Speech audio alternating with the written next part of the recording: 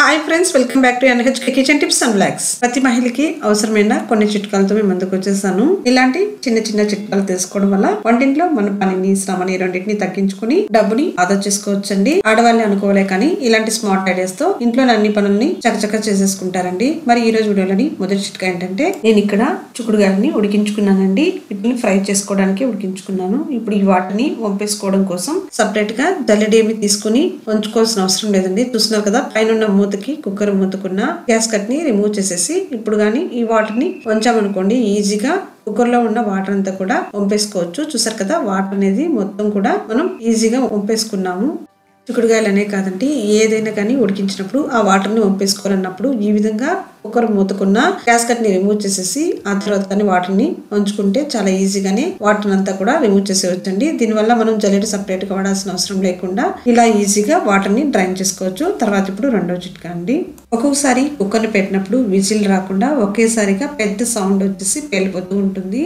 అలాంటప్పుడు కుక్కర్ లో మనం పెట్టిన ఏదైనా కానీ, పప్పు అయినా కానీ, ఏదైనా కానీ మొత్తం కూడా చిమ్మేస్తూ ఉంటుంది, బయటకంతా చిమ్మేస్తుంది. అలాంటప్పుడు మనం గ్యాస్ కట్ ప్రాబ్లం అనేసి దాన్ని ఫ్రిడ్జ్ లో పెట్టి లేదా వాటర్ లో పెట్టి తీసుకుంటూ ఉంటాము. ఈ గ్యాస్ కట్ కి లోపలంతా కూడా మనం పెట్టిన ఉడికించుకున్న పదార్థాలన్నీ పేరుకుంటూ ఉంటాయి. అలాంటప్పుడు దీన్ని శుభ్రంగా క్లీన్ చేసుకోవాలి. నేను ఇక్కడ కొద్దిగా బేకింగ్ సోడా అలాగే నిమ్మరసాన్ని తీసుకొని ఇప్పుడు ఇందులోకి కొద్దిగా విమ్ లిక్విడ్ జెల్ వేసుకొని ఈ మూడింటిని మిక్స్ చేసుకొని దీంతో గ్యాస్ కట్ ని శుభ్రంగా క్లీన్ చేస్తున్నానండి. ఒక బ్రష్ తీసుకొని ఇలా క్లీన్ చేసుకుంటే గ్యాస్ కట్ కున్న డస్ట్ అంతా కూడా రిమూవ్ అయిపోతుంది, నీట్ గా వచ్చేస్తుంది. ఇలా మనం క్లీన్ చేసుకునేటప్పుడే ఈ విధంగా ప్రెస్ చేసుకుంటూ చేత్తో మొత్తం గ్యాస్ కట్ ని ముడుచుకుంటుంది కదండి, దాన్ని అంతా కూడా ఈ విధంగా రిమూవ్ చేసుకుంటూ ఇలా ఒత్తుకుంటూ మొత్తం క్లీన్ చేసుకుంటే గ్యాస్ కట్ అంతా కూడా శుభ్రం అయిపోతుంది. ఆ తర్వాత దీన్ని శుభ్రంగా వాటర్ తో క్లీన్ చేసుకొని మనం వాడుకున్నట్లయితే కుక్కర్ అనేది విజిల్ పర్ఫెక్ట్ గా వస్తుంది.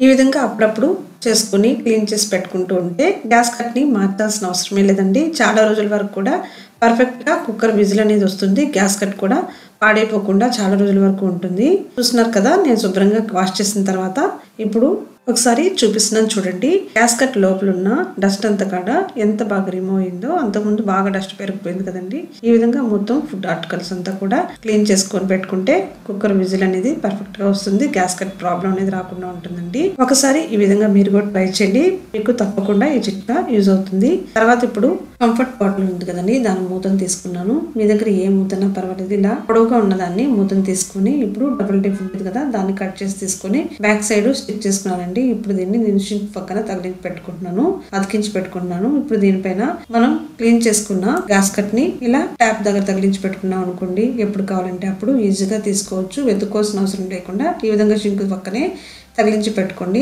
చాలా యూస్ఫుల్ గా ఉంటుంది, తప్పకుండా ట్రై చేయండి. తర్వాత ఇప్పుడు మరొక చిట్కా అండి. ఫ్రెండ్స్, వీడియో నచ్చితే తప్పకుండా లైక్ చేయండి. మీరు లైక్ చేయడం వల్ల మాకు కొద్దిగా బూస్టప్ గా ఉంటుందండి. ఇంకా మంచి వీడియోలు చేయడానికి ట్రై చేస్తాము. చూస్తున్నారు కదా, కుక్కర్కున్న హ్యాండిల్ అనేది లూజ్ అయిపోయిందండి.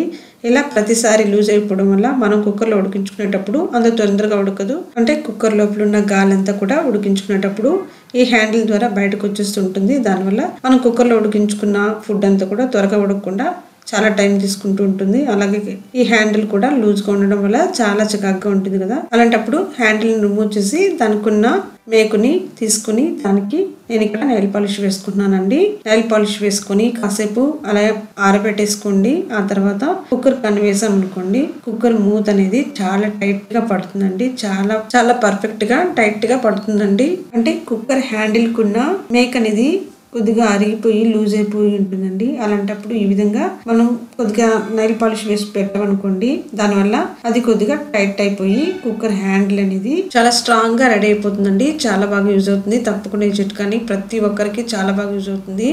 ఇప్పుడైతే కొత్త కుక్కర్లు కూడా ఇలా తొందరగా లూజ్ అయిపోతూ ఉన్నాయండి. అలాంటప్పుడు ఈ విధంగా ట్రై చేయండి. నేను ఇక్కడ చాక్తో చేస్తున్నాను కదా, మీ దగ్గర స్క్రూ డ్రైవర్ ఉంటే దాంతో చేశారనుకోండి, చాలా ఈజీగానే మనం టైట్ గా వేసేయచ్చు. చూస్తున్నారు కదా, కుక్కర్ అనేది హ్యాండిల్ అనేది ఎంత పర్ఫెక్ట్ గా సెట్ అయిపోయిందో. ఈ విధంగా మీరు కూడా ఒకసారి ట్రై చేయండి. తర్వాత ఇప్పుడు మరొక చిట్కా అండి, అదేంటంటే కుక్కర్ కి పైన మొత్తం వాటర్ అంతా కూడా కుక్కర్ పెట్టినప్పుడు లీక్ అయిపోతూ ఉంటుంది కదండి. ఈ హోల్స్ నుంచి ఎక్కువగా వాటర్ లీక్ అయిపోతూ ఉంటుంది. అంటే కుక్కర్ లో ఏమన్నా పెట్టి ఉడికించుకునేటప్పుడు కుక్కర్ లోపల ఉన్న వాటర్ అంతా కూడా లీక్ అయిపోవడం వల్ల లోపల కుక్కర్ లో ఉన్న ఫుడ్ అనేది మాడిపోతూ ఉంటుంది.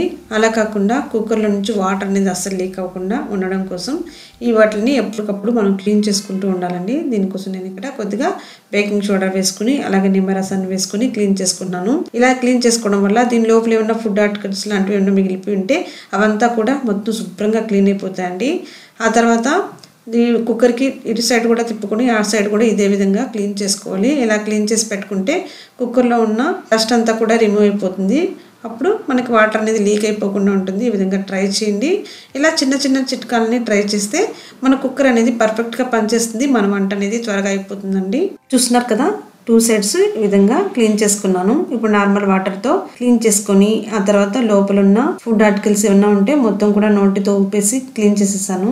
ఇప్పుడు శుభ్రంగా క్లీన్ అయిపోయి చూసారు కదా. ఇప్పుడు చివరిగా దీనిపైన కొద్దిగా ఆయిల్ అప్లై చేసుకోండి. ఇలా చేసుకోవడం వల్ల మనకి కుక్కర్ పైన ఉన్న విజిల్ అనేది సిలిం పట్టుకోకుండా ఉంటుంది. పర్ఫెక్ట్ గా పనిచేస్తుందండి. ఈ విధంగా మీరు కూడా ఒకసారి ట్రై చేయండి. చూసారు కదా, ఆయిల్ అప్లై చేశాను. అలాగే రివర్స్ తిప్పుకొని అటు సైడ్ కూడా ఇదే విధంగా ఆయిల్ అప్లై చేసుకొని ఒక సైడ్ పెట్టుకుంటే మన కుక్కర్ అనేది పర్ఫెక్ట్ గా పనిచేస్తుందండి. కొత్త కుక్కర్లు అనేటివి బాగానే పనిచేస్తాయండి. ఇలా పాత కుక్కర్లు ఉంటాయి కదా, అలాంటి వాటికి మాత్రమే ఇలా జరుగుతూ ఉంటుంది. అలాంటప్పుడు ఈ విధంగా ఇలా క్లీన్ చేసుకుని వాడుకున్నట్లయితే ఎక్కువ రోజుల వరకు కుక్కర్ అనేది పర్ఫెక్ట్ గా వాడుకోవచ్చండి. చూసారు కదా, ఈ రోజు వీడియోలోని ఈ చిట్కాలన్నీ మీ అందరికీ యూస్ఫుల్ అని అనుకుంటున్నాను. వీడియో నచ్చితే తప్పకుండా లైక్ చేయండి. అలాగే యూస్ఫుల్ అనిపిస్తే మీ ఫ్రెండ్స్ కి రిలేటివ్స్ కూడా షేర్ చేయండి. ఇలాంటి మరిన్ని మంచి వీడియోస్ మేము ముందుకు వచ్చేస్తాను. Thank you so much for watching my video.